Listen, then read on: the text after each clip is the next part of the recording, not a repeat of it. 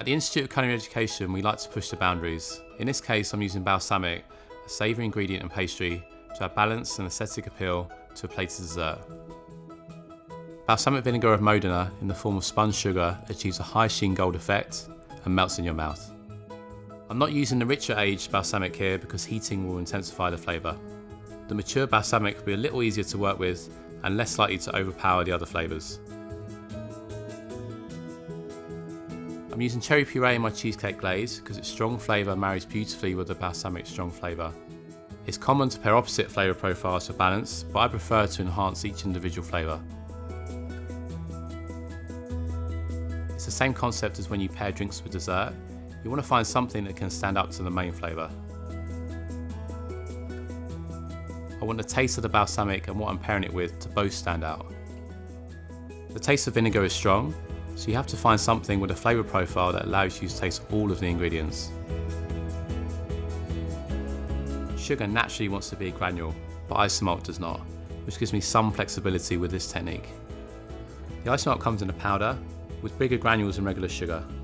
As it cooks, it melts without changing colour. I melt the isomalt in a saucepan over a low heat until it becomes a clear liquid that simmers. Isomalt has no flavour or sweetness, so when you spin it, you really get the balsamic flavour. This is similar to making a sugar syrup, but with sugar you're adding water and have to reach a really high temperature to make colour. Once the mixture is simmering, I add the balsamic and cook for another minute to reduce the moisture before removing it from the heat.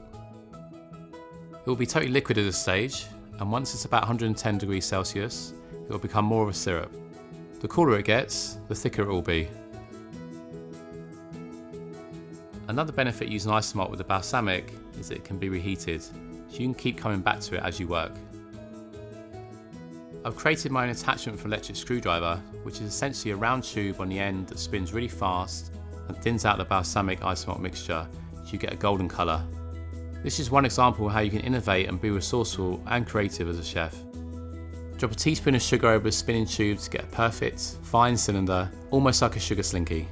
It's important to spin the sugar to be very thin so it will dissolve in your mouth. It may look good thicker, but that will feel like eating glass. Once it's had a minute to cool down, I remove the spun sugar very delicately. It sets straight away and it sticks, so I take it off before it totally sets so it doesn't lose its shape. Spun sugar is a unique and elegant way to incorporate balance of flavour into a show-stopping dish. Using savoury balsamic plays with expectations and adds that extra touch of whimsy and artistry to desserts.